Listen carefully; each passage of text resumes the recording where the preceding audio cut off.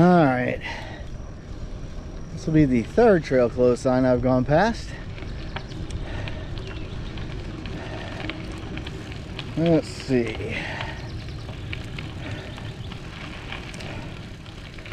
Whee!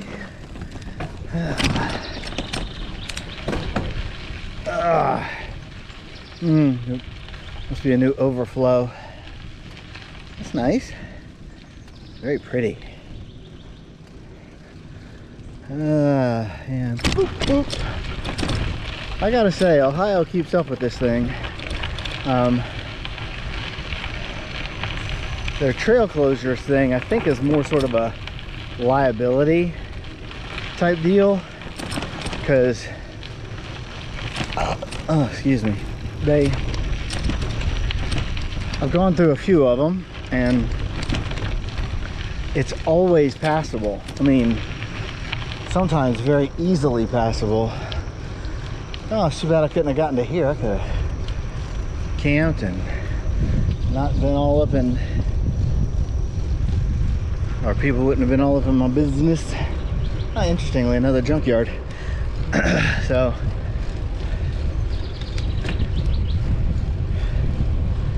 by the way, I will say this, just because I've always experienced, you know, passability on the trail doesn't mean you should do what I do. Like, it really doesn't mean do what I do. It means that's what I've done. I've done other trails like the C&O. If it says trail closed, don't even bother trying to go around it, because that is bad news. Like, they don't play. It's because something's completely washed out and dangerous. But for whatever reason, this one, they do a good job of keeping it passable. Okay.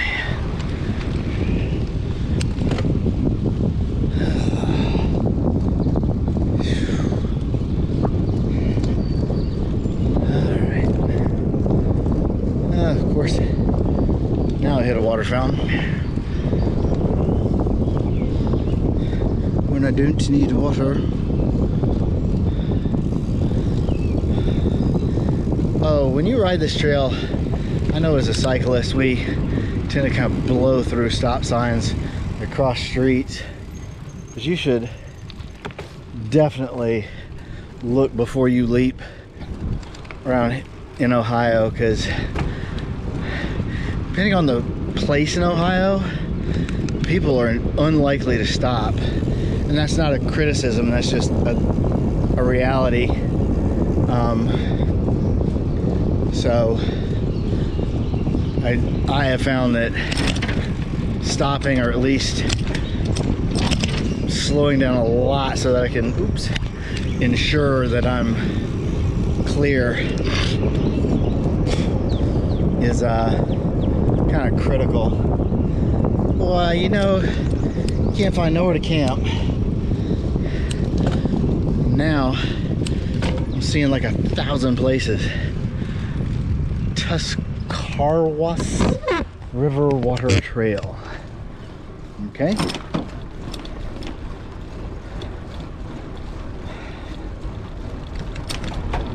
Yeah. There's a river. And I'm sure I didn't pronounce it correctly. Whew. Oh, somebody's canoeing on it.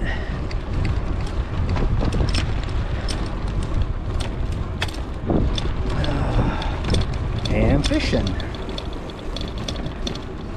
Good for them.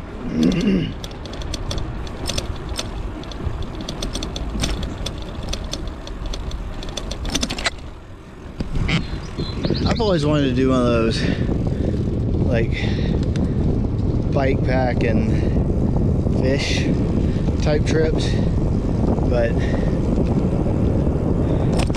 I know me well enough that I just get sucked into the bike packing part and never drop my line in the water. So That'd just be more weight to the too much I already carry.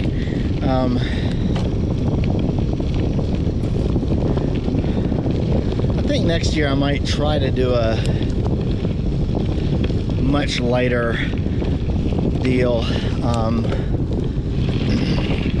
Just, you know, really take the bare bones on a trip. I don't know what trip I'm doing next year, but we'll see. Oh, there we go. Oh, all right, I'll see you down the road. Cannot believe I missed this last year, but so you got the canal and all of its fuzzy glory. See people fishing along it a lot. I never realized what this was. This is where you would take the canal boats to get worked on. And it looks like a big black hole on the screen. So I'm gonna see if I can't get closer so you can actually see what's in there. There's things that you can like rest the canal boat on. It's really cool. Don't step on the bags when you don't know what's in them. So obviously they would, you know, move those and release the water in, and then, God, I hope this is catching something. You could rest the boat up on those things there, board it back up, and then drain the water out, and it's like a dry dock. That is really awesome.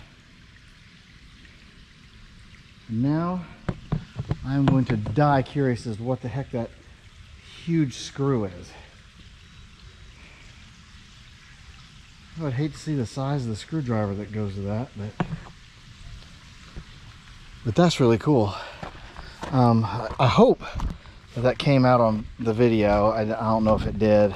It's very dark in there and it's very bright out here, but hopefully I got something. But yeah, that's, I just never seen anything like that before, so that was pretty awesome.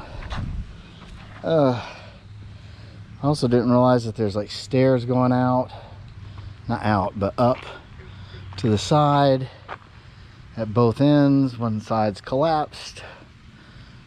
That is, there you go. Now I'm Helena something. Helena, I don't know if that's 3 Canal, Fulton, Ohio, I don't know. But very cool. Oh, here it is, the McLaughlin Dry Dock. Doesn't really show it. That's what's in there, is this dry dock. That's pretty cool. St. Helena. So it must be the Helena 3 that was showing. I'd love to do one of those sometime. I don't know if they still do them or not. I imagine they're very cost ineffective to run, but they're pretty cool. Like the C&O Canal, I think it's Trust. They were doing it, like, I mean, really super short rides, but they were doing it, but then haven't seen them in years. So anyways, I'll see you down the trail. All right, day 2, June 22nd, 2025. Woo. Somewhere on the OTET. I have always wanted to try to camp under one of these. This one looks like it's got a huge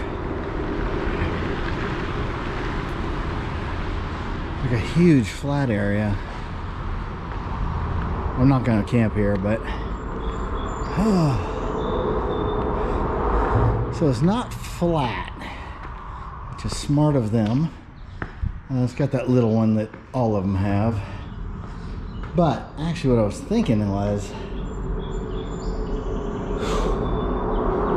I could put a hammock, I could strap here and under, ow, and then, you know, like to here, and I could actually hang a hammock in between.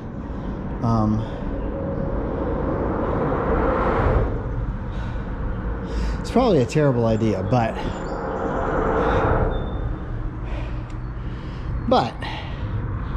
in a pinch, you would definitely be, you know, secure. Actually, given my height, I'd probably need to do something different, but because getting off on a slope would be bad. So maybe tie off to there and there. And I've got some big straps, so I could definitely do it. Yeah, it'd be kind of cool. So yeah, whew.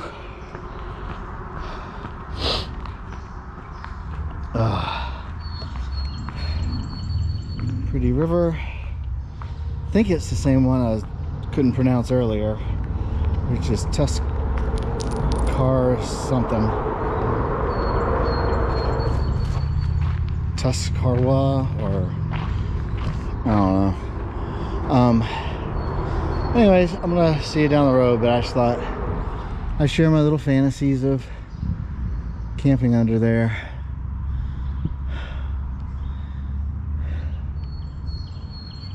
Yeah, if that was a big flat area up there, boy, that'd be pretty cool.